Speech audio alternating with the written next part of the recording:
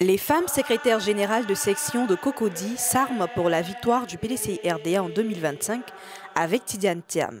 Se lever ensemble et se connecter, tel était le thème de l'atelier de formation des femmes secrétaires générales de section de Cocody, organisé par la présidente Païbo Déborah le samedi 31 août 2024. Les femmes du PDCI-RDA se sont retrouvées à la maison du parti pour réfléchir et apporter leur contribution à la vie du PDCI-RDA. À ce moment de convivialité et de partage, plusieurs personnalités du PDCI-RDA ont répondu présentes. La présidente du comité d'organisation, Indri Elisabeth, souhaitant la cordiale bienvenue, a relevé l'importance des femmes au sein du PDCI-RDA avant d'exprimer son souhait de voir plus de femmes dans les instances du parti. Déborah Païbo, présidente des femmes secrétaires générales de section de Cocody, a dans son adresse signifié que cet atelier vient pour renforcer la solidarité et la collaboration entre les femmes secrétaires générales de section, car c'est dans l'union que les femmes pourront relever les défis du PDCI-RDA. Déborah Païbo a également saisi l'occasion pour inviter les femmes à s'engager pleinement aux côtés du président du parti Tidiane Thiam. Mesdames et messieurs, militants et militantes du PDCI-RDA, honorables invités, le thème « S'élever ensemble, se connecter » nous invite à nous engager pleinement, à nous connecter les unes aux autres de manière ciblée, bienveillance, courageuse et agir ensemble pour relever les défis de notre parti, le PDCI-RDA, dans notre commune autour du maire Jean-Marc Yassé, notre parrain pour la victoire du président Tidiane Thiam aux futures élections présidentielles de 2025. Nous, femmes, secrétaires générales de section, présidentes de comité de base, ferons face aux nouveaux défis tout en continuant d'unir nos forces pour l'avenir de notre parti. Nous cherchons à mettre en lumière la nécessité de connecter, de soulager et de remédier au déséquilibre du pouvoir au sein de nos structures. En travaillant et en élaborant des stratégies pour l'interconnexion des femmes, secrétaire générale des sections de Cocody, cela joue un rôle crucial dans le maintien des militants de base, le développement, la transformation et la mobilisation des femmes et filles au sein de notre commune. Il est crucial que nous nous mobilisons pour travailler ensemble à renforcer l'autonomisation financière des femmes politiques. Nous devons être solidaires et nous soutenir mutuellement pour surmonter les défis auxquels nous faisons face. En partageant nos expériences, nos compétences et nos réseaux, nous pourrons mieux nous faire entendre et faire avancer nos idées. En nous unissant, nous pourrons faire entendre nos voix et nos revendications avec plus de force. Izzy Odette, secrétaire exécutif chargée des femmes, a exprimé sa reconnaissance aux femmes secrétaires générales de section pour leur mobilisation et leur partage d'expériences. Pour la secrétaire exécutive chargée des femmes, il est plus que nécessaire de renforcer le leadership des femmes en vue de leur représentativité dans les instances décisionnelles du PDCI-RDA. La femme est un instrument de développement. Une nation ne peut pas se développer seulement qu'avec les hommes, ni seulement avec les femmes. Les deux vont ensemble. Donc c'est les deux qui doivent s'élever ensemble et les deux doivent se connecter. Et pour atteindre quel résultat? Pour relever les défis ensemble pour le bien-être des uns comme des autres. Alors nous femmes, comment s'affirmer en tant que leader? Je vais vous donner 5 conseils. N'ayez pas peur d'être vous-même. N'ayons pas peur d'être nous-mêmes. Assumons ce que nous sommes. Parce qu'à n'importe quel niveau de la société, en tant que femme, si je vends au marché, si je suis femme agriculteur, si je suis femme ingénieur, si je suis femme médecin, si je suis femme sage-femme, si je suis femme coiffeuse, il y a plusieurs métiers. Femme pilote, nous devons assumer ce que nous sommes. Donc, à n'importe quel niveau où nous sommes leaders. Si je vais au marché, je suis leader au marché. En tant que femme politique, c'est ce que nous devons rechercher. Nous devons capitaliser, assumer, capitaliser et développer notre intelligence émotionnelle. Parce que nous, les gens nous accusent, ils accusent les femmes. Non, nous sommes trop émotionnels. Ce n'est pas à tout qu'on répond. C'est pas à, quand on est femme leader, il faut observer beaucoup, il faut parler moins, il faut éviter de rentrer dans les intrigues inutiles. On fait ces palabres-là, ça nous donne quoi? Ça nous donne quoi de positif? Ça change quoi en nous? Donc, il faut que nous évitons, nous contenions et il faut que nous maîtrisons nos émotions. En troisième position, il faut se prémunir du syndrome de l'imposteur. Parce qu'il y aura beaucoup d'obstacles. Mais on dit toujours la femme, ce que femme veut, Dieu veut. Pourquoi? Parce que la femme, quand elle est décidée là, quel que soit ce qu'elle va trouver sur le chemin, ça ne peut pas l'arrêter. Vous, femmes secrétaires de section, vous êtes des élus, vous êtes des leaders. Et toutes les femmes ici, nous sommes tous des leaders. Et nous devons, enfin, les 5 piliers là, apprendre à dire non.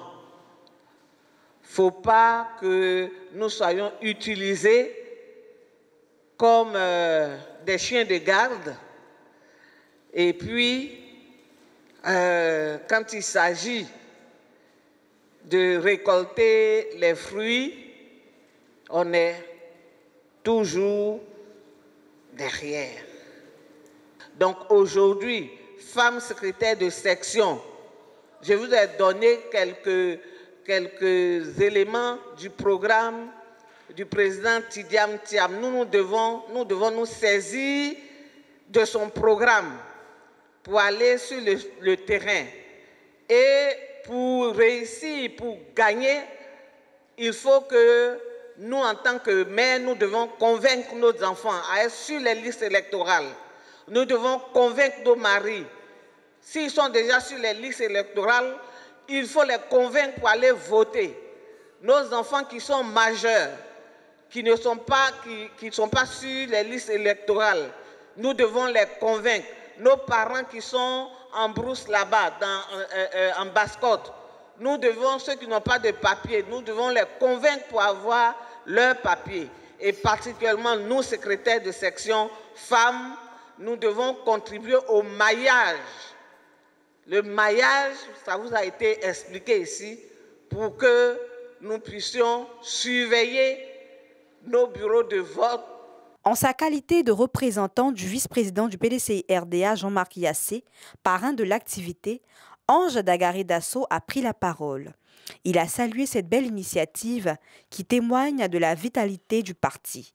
Ange Dagaré Dasso, délégué communal de Cocody 2, a également animé une conférence sur le thème « Pourquoi devons-nous nous élever ensemble et se connecter ?» Pourquoi devons nous élever ensemble et se connecter? C'est en deux parties. La première partie, s'élever ensemble. La deuxième partie, se connecter. Et se connecter. S'élever ensemble, le verbe pronominal s'élever nous conduit à la phase d'être assis et se mettre debout. Mais ici, on nous demande comment, de façon communautaire, nous pouvons nous mettre debout. Et le PDCI l'a si bien compris qu'après le syndicat agricole, il lui fallut se lever ensemble le mardi 9 avril 1946, à l'Étoile du Sud, à Treichville, pour que nous puissions ensemble donner à la Côte d'Ivoire ce qu'elle est devenue aujourd'hui, c'est-à-dire l'indépendance. Ce n'est pas une seule personne qui l'a faite. Félix Houphouët-Boigny a eu l'idée au Palais Bourbon, jeune député en 1945, à la première constituante. Réélu en 1946, il est au Palais Bourbon. Il doit participer au débat politique. Or, dans les assemblées de ces pays-là, il faut appartenir à un parti politique, à un groupe politique, pour que ta voix porte. Ainsi, de là-bas, il a appelé ses amis du syndicat agricole et il leur a dit, il nous faut un parti politique.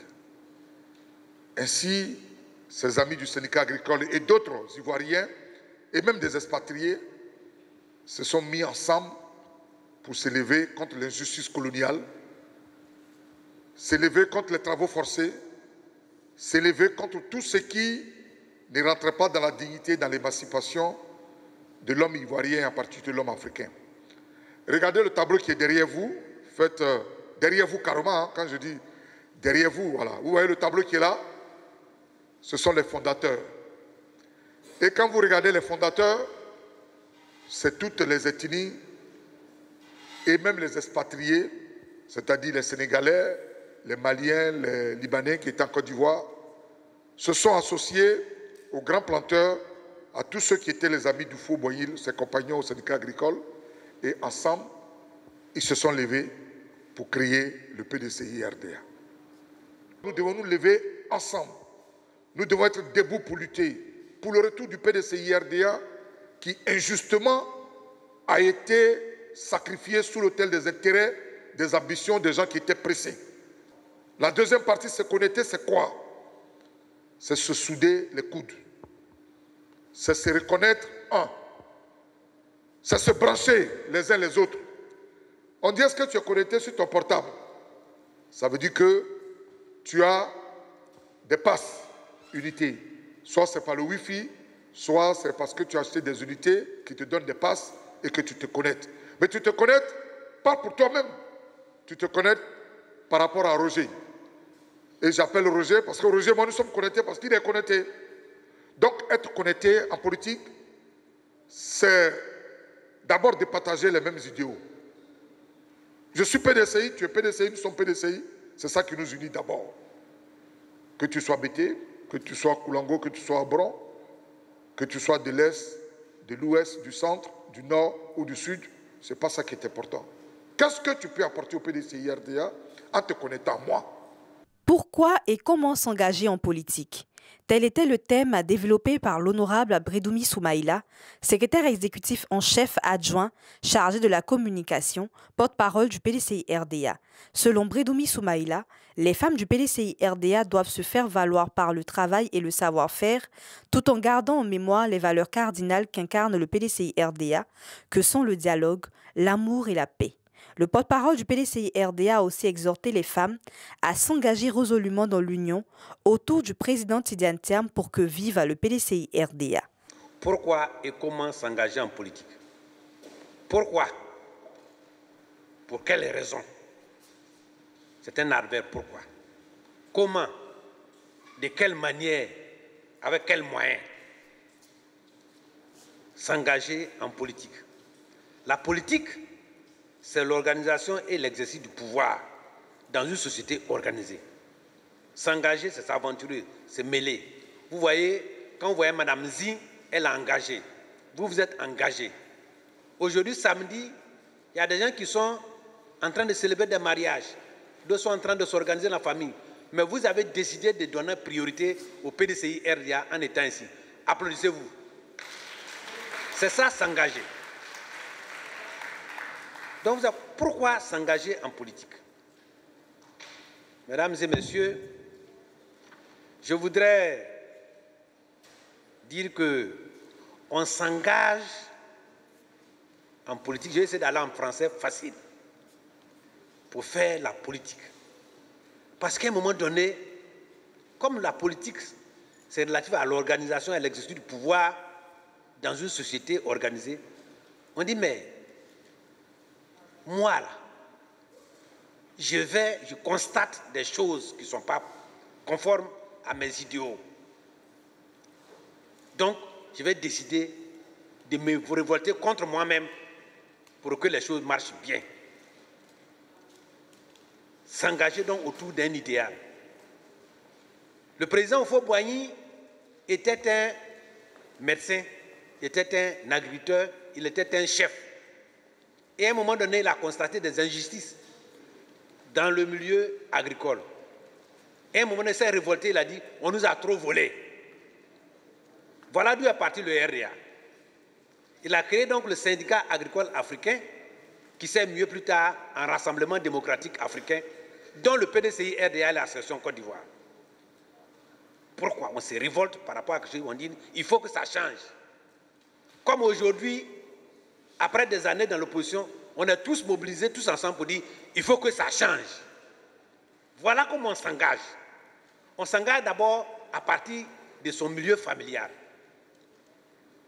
On ne peut pas faire la politique si on n'a pas le soutien du milieu familial. Et là, vous les femmes, vous avez laissé vos époux, vos enfants, vos petits-enfants, chaque fois pour venir faire la politique, c'est un engagement. Donc, on s'engage à vouloir faire un combat, une bataille pour l'amélioration des conditions pour atteindre un idéal. Un idéal, donc, c'est pour l'amélioration des conditions de vie des populations, y compris soi-même. Parce qu'on ne lutte pas pour les autres et laisser, y compris soi-même. L'idéal, donc, se construit autour des valeurs, qui sont les valeurs du PDCI-RDA. La liberté. Il faut que vous soyez libre de faire des choix, de n'être l'objet d'aucune contrainte.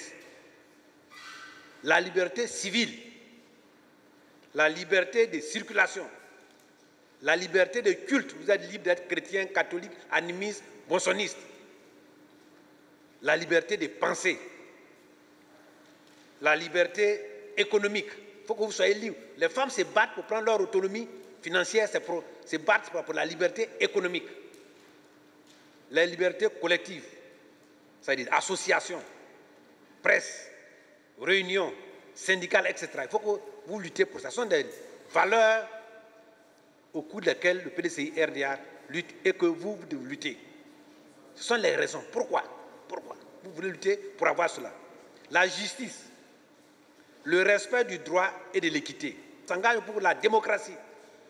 La démocratie, c'est l'état des droits, la tenue des élections régulières, mais le multipartisme qui permet aussi l'expression du suffrage et que ce suffrage soit respecté. La séparation des pouvoirs. Il ne faudrait pas que le pouvoir s'incluse dans la justice, dans la presse, etc. Ils exercent, mais les gens doivent être libres de se faire. Il y a une valeur qui est importante pour le PDCI-RDA, c'est la fraternité. Les hommes et les femmes sont des frères et des sœurs. Donc on lutte, on s'engage. Pourquoi on fait cela? On s'engage pour cela. Mais il y a une valeur qui est propre au PDCI-RDA, on ne parle pas souvent de ça. C'est l'amour. On ne peut pas parler plus d'amour aux femmes qu'elles-mêmes de nous enseigner ce que c'est que l'amour. Parce que l'amour sort des entrailles des femmes, à tout point de vue. L'amour imprègne toutes les valeurs humaines. Mais pourquoi aussi, autour de quelle valeur? Valeur de la paix. La paix, ce n'est pas un mot, un vain mot, c'est un comportement. Nyamke Kodjo, membre du bureau politique, a entretenu les femmes secrétaires générales de section sur la nécessité de faire le business plan pour une entreprise. Selon le conférencier, la raison fondamentale pour laquelle tout entrepreneur doit rédiger un business plan est qu'il lui sert de feuille de route pour les missions et objectifs de son activité. Si on veut pouvoir et vraiment faire de la politique, c'est-à-dire se consacrer au bien-être des autres, parce qu'en réalité c'est ça, c'est les autres, se consacrer au bien-être des autres. Il faut que soi-même, on ait notre propre bien-être. Parce que c'est très difficile de s'engager pour les autres quand nous-mêmes on a faim. Quand nous-mêmes on ne sait pas comment joindre les deux bouts, quand on ne sait pas comment faire pour s'occuper de notre famille ou de nos enfants. Et quand on a beaucoup de problèmes dans la tête. Donc c'est important de pouvoir avoir un travail, okay, et puis de conserver son travail, avoir un bon salaire, ou alors générer ses propres revenus. Moi, je vais rapidement vous donner un guide pratique pour créer un plan d'affaires qui est efficace pour de petites entreprises ou pour des activités génératrices de revenus. Pourquoi il faut faire ça? Parce que faire un plan d'affaires, ça permet de réfléchir à son activité. Alors, moi, dans mon métier, j'ai examiné beaucoup de plans d'affaires, où j'ai fait aussi des rapports pour que des entreprises puissent être financées. Donc, pour ça, il faut bien comprendre le plan d'affaires. Et ce que j'ai remarqué, c'est que souvent, les gens, leur plan d'affaires ou leur business plan, ils le font faire par d'autres personnes. Ça, moi, je pense, et c'est des conseils que je peux donner, ce n'est pas une bonne idée. Ça, ce n'est pas une bonne idée. Le plan d'affaires, le business plan, comme il est essentiel pour toute activité d'affaires, il faut que la personne qui veut faire son affaire, elle-même, s'asseye pour faire son business plan. Donc ça, c'est la première des choses.